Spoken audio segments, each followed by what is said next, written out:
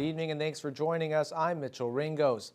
A Winnipeg murder suspect is on the run and is thought to have headed east, potentially towards Thunder Bay. 53-year-old Nigel Ryan Noel is wanted by Winnipeg police for second-degree murder, maybe heading into town. Noel is described as 5 feet 9 inches tall with a heavy build and tattoos, including Veni Vidi Vici tattooed on his chest and Cream tattooed on his right arm. If you spot Noel, stay away and call the police or Crime Stoppers as he may be armed. And flooding may be a bit more under control in the Thunder Bay district, but several communities to the west continue to battle water levels that some are calling historic highs. Things have gotten so intense that the city of Kenora has evacuated a section of the community over concerns it may not be able to provide emergency services should residents need them. Adam Riley reports.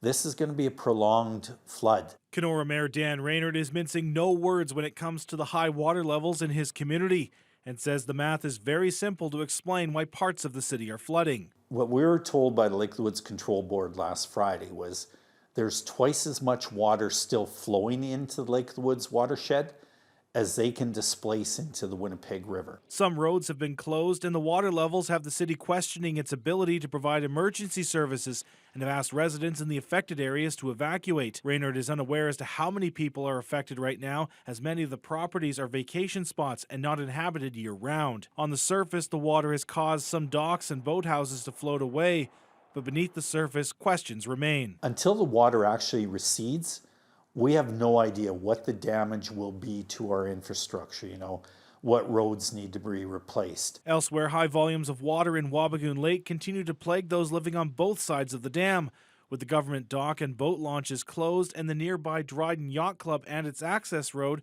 both underwater. Downstream on the Wabigoon River in the Eaton Rugby area, some residents are forced to include an inconvenient boat trip into their daily commute. However, there are some that are just diving in and risking the passage in their vehicles, while other residents of the rodent variety are just enjoying every inch of water. Meanwhile, some waterfront homes in Sioux have built up their defenses with assistance from the MNRF and the town. Mayor Doug Lawrence says the difference in water levels from last fall to now is anywhere from 7 to 8 feet. I'm guessing maybe 15 or 20 right now. Private residences are at risk or beyond risk. Some, I think, have flooded. We're protecting with sandbags one particular road, Lakeshore. We're trying to protect that from erosion, from wave action. High water levels are also causing some problems for local lodges who are opening for the May Long weekend, including Frog Rapids Camp, which currently has its boathouses under several feet of water. Co-owner Larry Bauer says he's used to water levels shifting around in both the spring and summer, but he calls this a historic high. With a normal year, you probably get a fluctuation of maybe 4 feet, 5 feet, and that's every year, so you have to accommodate that. And it normally doesn't last too long. It's a continuous going up or it's going down. It would peak sometime in June or July, whereas we're kind of hoping with this high water that it peaks sooner and starts to go back down. Bauer says many of the lakes and rivers in both the Dryden and Sioux Lookout area eventually flow into the Winnipeg River near Kenora, meaning until water levels return to normal in the east, it will be some time until the west is high and dry. Adam Riley, TBT News. What was viewed as a victory just a week ago is still the focus of some Russian aggression. Troops have been pushed out of Kharkiv, and now Russian soldiers who retreated are being replaced. But as CTV's Stefan Keys reports, some world leaders believe whatever happens next, Ukraine will emerge stronger. Walking through torch destruction and surveying damage, Kharkiv residents like 54-year-old Serhiy Kloshko say they are eager to return to their homes. And though there's relative calm here now, Russia's potential to reignite attacks in eastern Ukraine is very much on the world's radar. Heavy fighting reported in Luhansk. Ukrainian soldiers in the eastern city say it was Russian troops who found themselves staring down the barrel of danger. It's strange, he says. They just sent them to die, and they followed stupid orders from their commanders. As new evidence of fighting on Ukrainian soil surfaces, a war of words remains active on a global stage. The invasion of Ukraine is not merely utterly appalling. It is, in one sense, an act of madness. Sane or not, Russia is doing significant damage. and today claims victory over Mariupol. It's certainly a symbolic victory because Mariupol has held out for 3 months now. Symbolic gestures could be found at the Asia-Pacific Trade Ministers meeting in Bangkok. That's where, like this Japanese delegate, others from Canada and elsewhere could be seen walking out while the Russian economy minister was delivering his remarks. Those delegates returned to the room once the Russian minister was done and are demanding stronger language when it comes to what they say is Russia's war. It's the latest display of a political protest where sanctions and walkouts have been the weapons. Stefan Keys, CTV News, Ottawa. Over the past few weeks, we've been meeting the local candidates from the 4 main Ontario parties running in the June 2nd provincial election. And now we're going to hear from 2 people running in Thunder Bay-Atikokan who represent some of the lesser-known parties. Kenneth Jones is making his 2nd political run with the Northern Ontario Party. Hi there. My name is Kenneth Jones, and I'm your candidate for the riding of Thunder Bay-Atikokan for the Northern Ontario Party this June 2nd.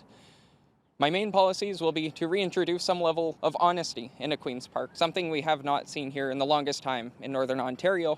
Every 4 years, they might say a whole bunch of stuff to try to get your vote, but otherwise, democracy for the other parties does not seem to continue after the election. Otherwise, my main policy will be to introduce a manufacturing policy for Northern Ontario. 50% of all our natural resources should be mined and manufactured in Northern Ontario, helping to grow our economy and regrow our population. If I may, otherwise, this will definitely be an interesting election for Ontario, especially with recent happenings. Hold the line, Thunder Bay. Thank you very much. Kenneth Jones, June 2nd. Next up, we're going to hear from the Ontario Party candidate in Thunder Bay-Atikokan. Dan Criger lives in the Ottawa area and is a parachute candidate for the riding in this region.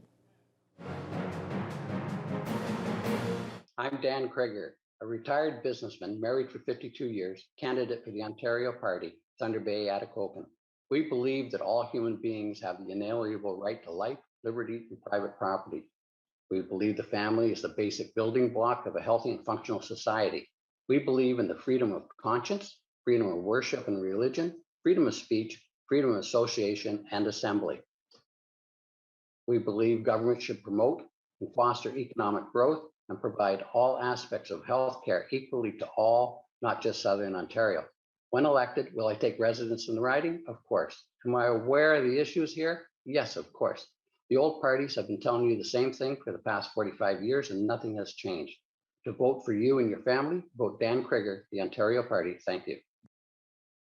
A group of students at Superior Collegiate received in-class and hands-on training today that gave them credentials to make finding a job easier after graduation. Jessica Clement has more. On Wednesday and Thursday, 21 students in the school's Manufacturing Specialist High School's major program took the aerial lift course.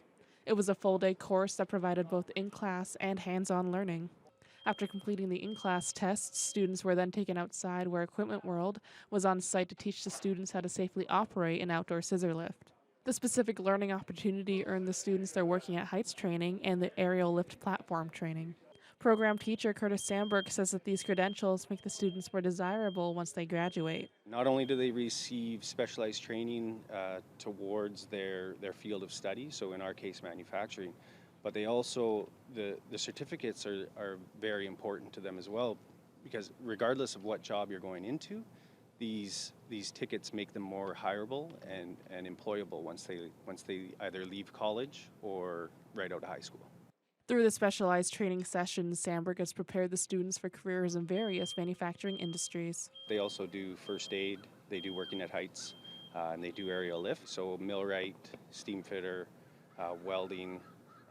You're not consistently, especially on the ground, doing your job, so sometimes you need to be elevated, and this allows them to do that as soon as they leave school. Grade 12 student from the Superior CVI, Alex Foulds, is one of the students enrolled in the program. He is planning to take welding at the college and following that, work in a mine or take millwright training. He wanted to join the program for the extra training and prospects. With all this extra training, it gives us certificates that we can use, and it helps us, it kind of puts us out there more as somebody who just went through college. We we already have some of these certificates. It's really nice to see our school, which is a much smaller school, giving their students an equal chance to participate in extra training and learning experiences. Jessica Clement, TBT News. Lakehead University is hosting a martial arts and health expo this weekend. It's a multi-day event where participants can attend seminars and sessions by martial artists from various backgrounds and styles. Participants and instructors came from all across Canada for the expo. The event features 30 specialized seminars about health and wellness and the different disciplines in martial arts. In addition, the expo offers specialized sessions for youth where they can learn the basics of martial arts. Co-director of the Expo, Susan Baldassi, says the event is not only important for those participating, but for the community as a whole. It inspires people to move, to be healthy, and also like to come together in a collaborative way. We're not competing in this event. We are helping each other to learn. We're sharing our knowledge. We're supporting each other to learn new skills. Now joined by sports anchor Corey Nordstrom. Awesome day for local soccer. Thunder Bay Chill making a return, but it's not for a regular season game. No, it's not. It's coming up pretty soon, though. I'll have some details on what they've been up to preparing for it after the break.